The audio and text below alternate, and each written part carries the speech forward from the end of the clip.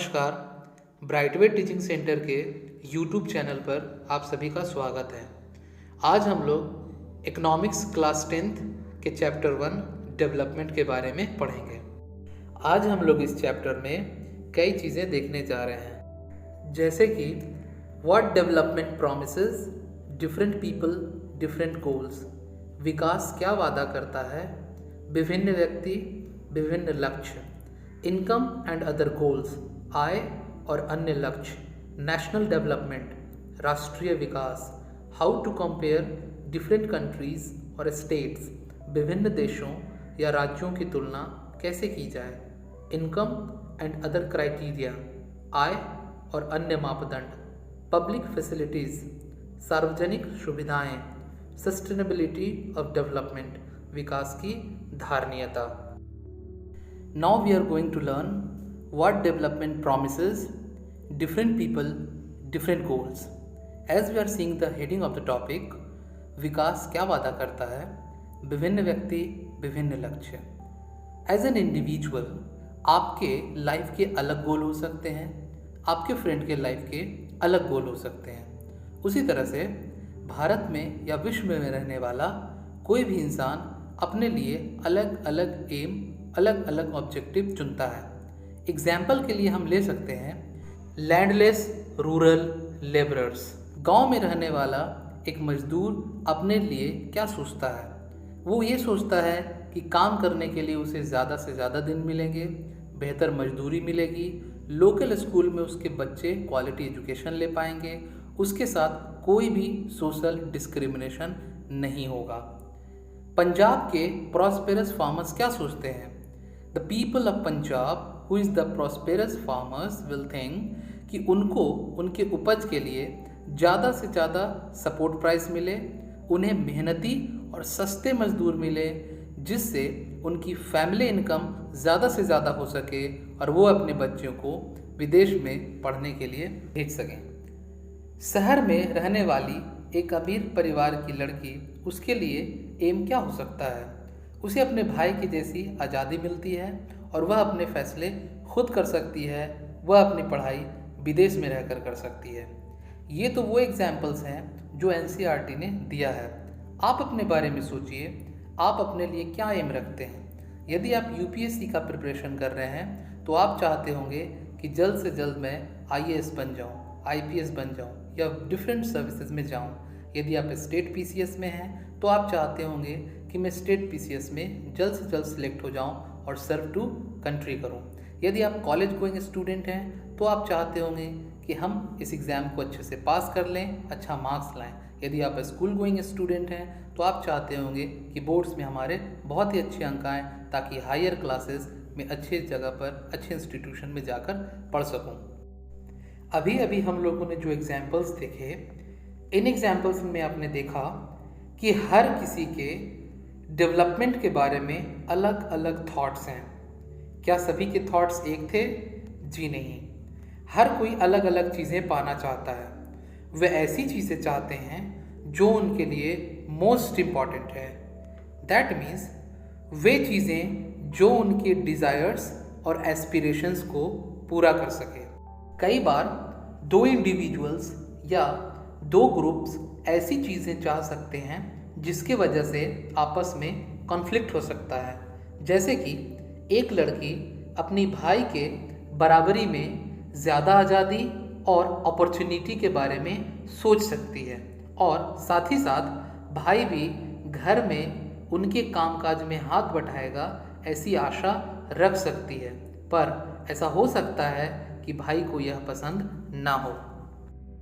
इसी तरह ज़्यादा इलेक्ट्रिसिटी पाने के लिए इंडस्ट्रियलिस्ट ज़्यादा बांध चाह सकते हैं, लेकिन इस वजह से वाटर लॉगिंग हो सकती है और उन लोगों का जीवन अस्त व्यस्त हो सकता है जो उन क्षेत्रों में रहते हैं। वे बेघर हो जाएंगे जो कि आदिवासी क्षेत्रों में रहते हैं। वे इसका विरोध कर सकते हैं और हो सकता है कि वे अपनी खेतों की सिंचाई के लिए केवल छोटे चिक बांध या तालाब ही पसंद करें।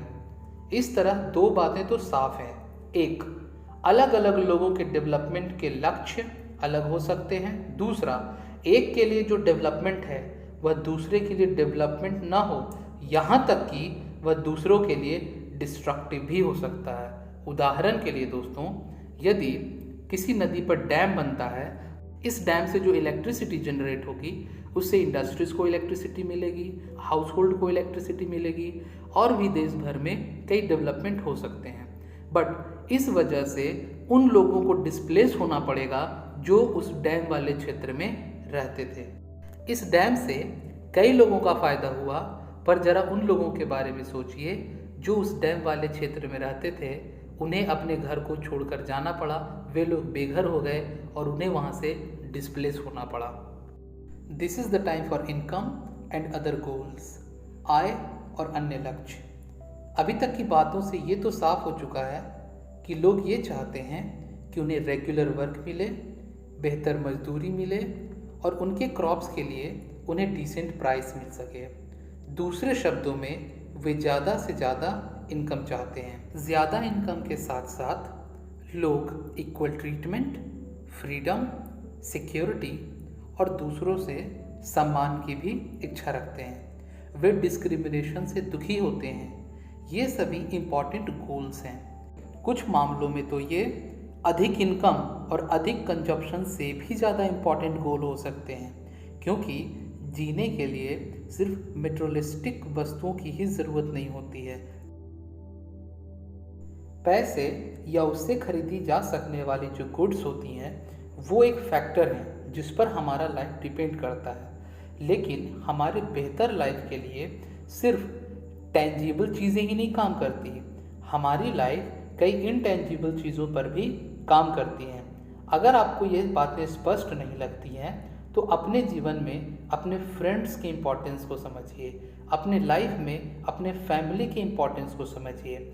आपको उनके फ्रेंडशिप की इच्छा हो सकती है, आपको अपने फैमिली से प्यार की इच्छा हो सकती है। इसी तरह और भी बहुत सी ऐसी चीज़ें हैं जिन्हें आसानी से मेज़र नहीं किया जा सकता, लेकिन उनका हमारे लाइफ में बहुत इम्पोर्टेंस होता है। आप अपने माता पिता के इम्पोर्टेंस को समझिए, आप अपने फ्रेंड्स के इम्पोर्टेंस को समझिए, तब आप जान पाएंगे कि इनकम और पैसा हर चीज़ नहीं खरीद सकता। लोग इनकी प्रायः जनरली उपेक्षा कर देते हैं, लेकिन यह आउटपुट निकालना गलत होगा कि जिसे मेज़र नहीं किया जा सकता वह इम्पोर्टेंस नहीं रखता। अब एक उदाहरण देखते हैं दोस्तों। अगर आप बिहार में रहते हैं और आपको दिल्ली में नौकरी मिलती है, तो उस नौकरी को ज्वाइन करने से पहले आप कई चीज़ों पे गौर करेंगे। आप ये देखेंगे कि आपके फैमिली के लिए उस जॉब में क्या क्या सुविधाएं मिलेंगी, काम करने का इन्वायरमेंट कैसा होगा, वहाँ सीखने के कितने स्कोप हैं। दूसरी नौकरी में अगर आपको कम सैलरी भी मिलती है लेकिन यहाँ रेगुलर वर्क है, आपके जॉब सिक्योरिटी की भावना को बढ़ाता है।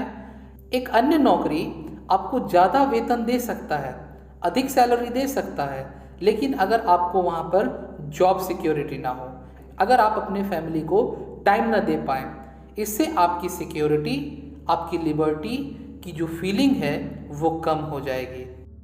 मुझे उम्मीद है दोस्तों आप उस नौकरी को ज़्यादा प्रेफर करेंगे जहां आपको कुछ सीखने को भी मिले, जहां का वर्क कल्चर अच्छा हो, जहां आप अपने फैमिली को टाइम भी दे पाएँ और जहां जॉब सिक्योरिटी भी हो। इससे आपके लाइफ में फ्रीडम की भावना बढ़ जाएगी। तो अभी तक आप लोगों ने ये सीखा कि डेवलपमेंट के लिए लोगों के मिले जुले एम होते हैं। This is the time for national development, राष्ट्रीय विकास। जैसा कि अभी तक हम लोगों ने जो सीखा है, इससे यह बात तो साफ साफ समझ में आ गई है कि लोगों के एम अलग अलग हैं। तो ज़रा इमेजिन कीजिए, जब लोगों के ऑब्जेक्टिव एम अलग अलग हैं तो उनके नेशनल डेवलपमेंट के बारे में विचार भी अलग ही होंगे। यह समझना बहुत ज़रूरी है कि देश के डेवलपमेंट के बारे में अलग अलग लोगों के विचार अलग या फिर कई बार तो ये एक दूसरे के विरोधी भी हो सकती है। लेकिन क्या सभी विचारों को बराबर का इम्पोर्टेंस दिया जा सकता है? यदि सभी कॉन्फ्लिक्ट ऑफ इंटरेस्ट हैं, एक दूसरे के विरोध में हैं, तो डिसीजन कैसे लिया जाए? सभी के लिए जुडिशियल और करेक्ट पाथ कैसा होगा? हमें यह भी सोचना होगा कि क्या काम करने का कोई बेहतर तरीका है? क्या इस विचार से बहुत से लोगों को लाभ होगा या फिर कुछ ही लोगों को होगा? नेशनल डेवलपमेंट का मतलब इन सभी क्वेश्चंस को एड्रेस करना है। Now this is the time for how to compare different countries और स्टेट्स। विभिन्न देशों या राज्यों की तुलना कैसे की जाए? आप पूछ सकते हैं कि अगर डेवलपमेंट का मतलब अलग अलग हो सकता है तो फिर कुछ कंट्रीज़ को डेवलप्ड या फिर कुछ कंट्रीज़ को डेवलपिंग कैसे कहा जा सकता है? अभी तक आपने जो पढ़ा है आप इससे ये चीज़ें अच्छे से समझ सकते हैं। अगर हम कई बार अलग अलग चीज़ों को कंपेयर करते हैं तो उसमें कुछ सिमिलैरिटीज़ या कुछ डिफरेंसेस देखते हैं। तुलना करने के लिए हम कई पहलुओं पर ध्यान देते हैं। उदाहरण के लिए क्लास में अगर बहुत सारे स्टूडेंट्स हैं तो हम उन स्टूडेंट्स को कैसे कंपेयर कर सकते हैं? हम उनमें उनके हाइट्स को देखकर, उनके हेल्थ को देखकर, उनके टैलेंट, उनके इंटरेस्ट को देखकर उनके बीच में डिफरेंस कर सकते हैं। हो सकता है कि क्लास का सबसे हेल्दी स्टूडेंट सबसे पढ़ाकू ना हो, सबसे इंटेलिजेंट स्टूडेंट हो सकता है कि फ्रेंडली बिहेवियर ना रखता हो। तो हम विद्यार्थियों को कंपेयर कैसे करते हैं? हम जो पैरामीटर यूज़ करते हैं वह तुलना के उद्देश्य पर डिपेंड करेगा। जैसे कि sports team, debate team, music team या फिर पिकनिक के लिए जो टीम है, सबके सिलेक्शन के लिए अलग अलग पैरामीटर्स होंगे। फिर भी अगर हमें किसी ऑब्जेक्टिव से क्लास के स्टूडेंट में ओवरऑल डेवलपमेंट के कुछ पैरामीटर्स तय करना है तो हम कैसे तय करेंगे? जनरली हम लोगों के एक या दो इम्पॉर्टेंट कैरेक्टरिस्टिक्स को लेकर के उसी आधार पर कंपेयर करते हैं।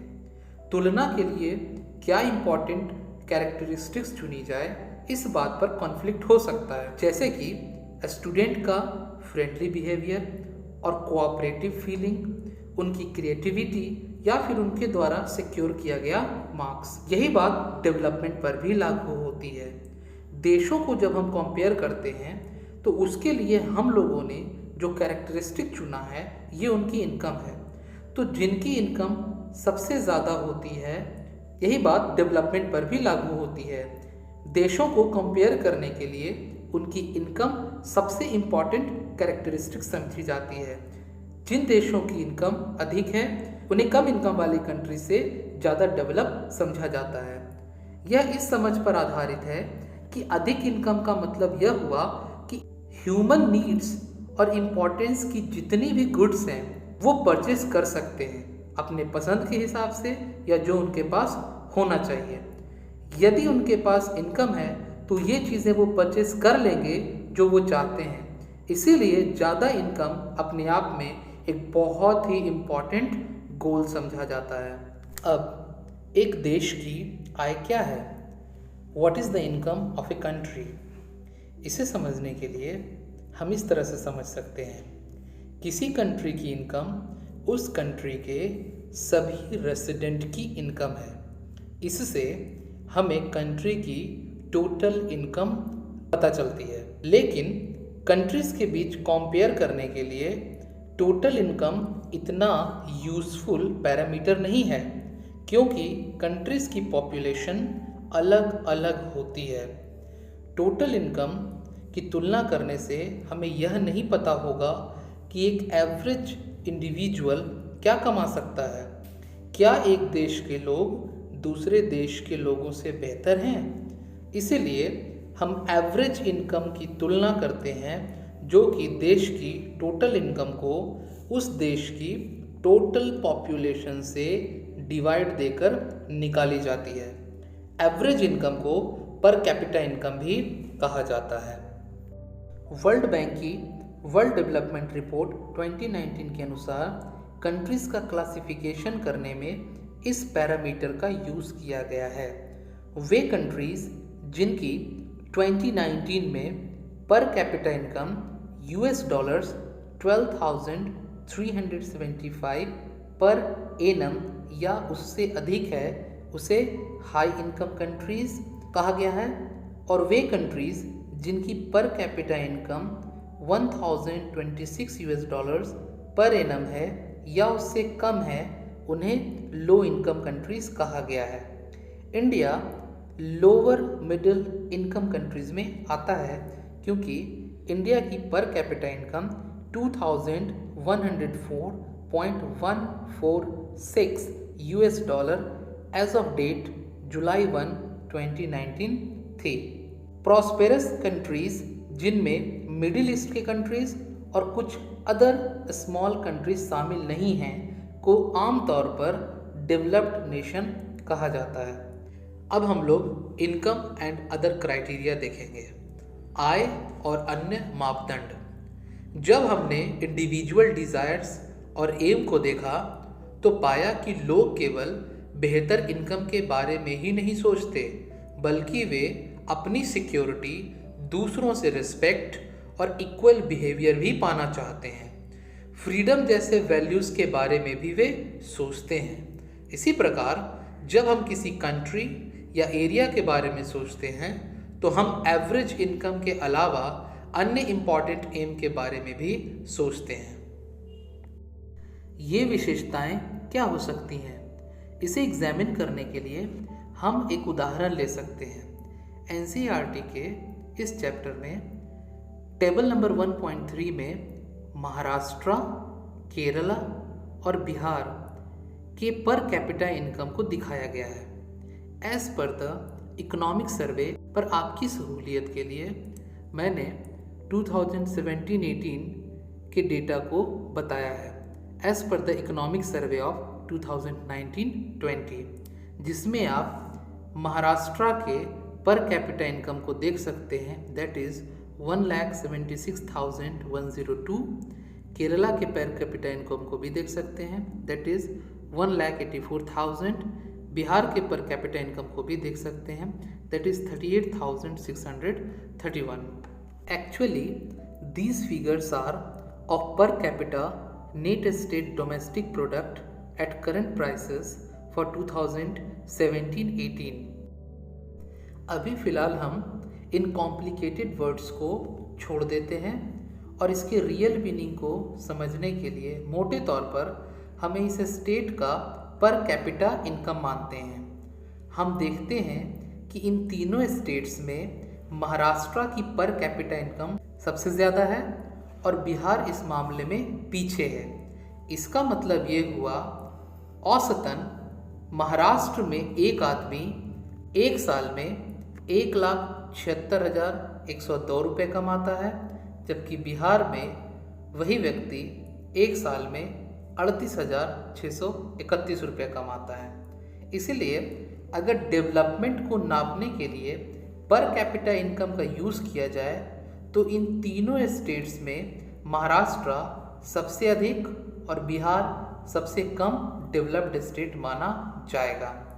इसके अलावा भी हम कुछ और डेटास को देख सकते हैं। Now there are some comparative data on Maharashtra, Kerala and Bihar, that is infant mortality rate, literacy rate, net attendance ratio per 100% secondary stage age 14 and 15 2019 as per the table 1.4 of NCERT। Infant mortality rate का मतलब किसी वर्ष में पैदा हुए 1000 जीवित बच्चों में से 1 वर्ष की आयु से पहले मर जाने वाले बच्चों का रेशियो है। लिटरेसी रेट का मतलब 7 वर्ष और उससे अधिक आयु के लोगों में लिटरेट पॉपुलेशन का रेशियो है। नेट अटेंडेंस रेशियो का मतलब ये हुआ कि 14 और 15 वर्ष तक की आयु के स्कूल जाने वाले टोटल बच्चों का उस एज ग्रुप के टोटल बच्चों के साथ परसेंटेज। जब हम टेबल नंबर 1.4 को देखते हैं तो क्या पाते हैं? सबसे पहला रो जब हम देखेंगे तो ये पाएंगे कि केरल में 1000 बच्चे जब पैदा होते हैं तो एक साल में 12 बच्चे मर जाते हैं, लेकिन महाराष्ट्र में जब ये हम डेटा देखते हैं तो ये 25 है, यानी कि 25 बच्चे अपना फर्स्ट बर्थडे भी नहीं मनाते। ज़रा सोचिए, आप अपने मम्मी पापा के कितने प्यारे बच्चे हैं। लोग कितना खुश होते हैं जब किसी का जन्म होता है। अब ऐसे माता पिता के बारे में सोचिए जिनके बच्चे अपने जन्म के पहले साल में ही मर जाते हैं। ऐसे माता पिताओं को कितना दुख होता होगा। दूसरा यह देखिए, यह डेटा कितना पुराना है। यह डेटा 2013-14 के इकोनॉमिक सर्वे का है। बहुत पुराने समय की बात नहीं है जब हमारा देश स्वतंत्र हुआ। हमारे देश को आज़ाद हुए अभी बहुत साल नहीं हुए हैं। हमारे देश के बड़े शहर, ऊंची ऊंची इमारतें, खरीदारी के लिए बड़े शॉपिंग मॉल्स, सुपरमार्केट्स, फिर भी समस्या शिशु मृत्यु दर पर समाप्त नहीं होती है। जब हम इस टेबल के लास्ट कॉलम को देखते हैं तो हम पाएंगे कि बिहार में जो 14 और 15 साल के बच्चे हैं उनमें 2/3 तो स्कूल जा ही नहीं पाते। इमेजिन कीजिए, यदि आप बिहार के निवासी होते तो आपकी स्थिति क्या हुई होती। आपके स्कूल के, आपके क्लास के ज़्यादातर बच्चे गायब होते और आपके साथ भी यही होता। आपको स्कूल में होना चाहिए था तो आप स्कूल में नहीं होते और जो अभी आप पढ़ रहे हैं ये सब नहीं पढ़ पा रहे होते।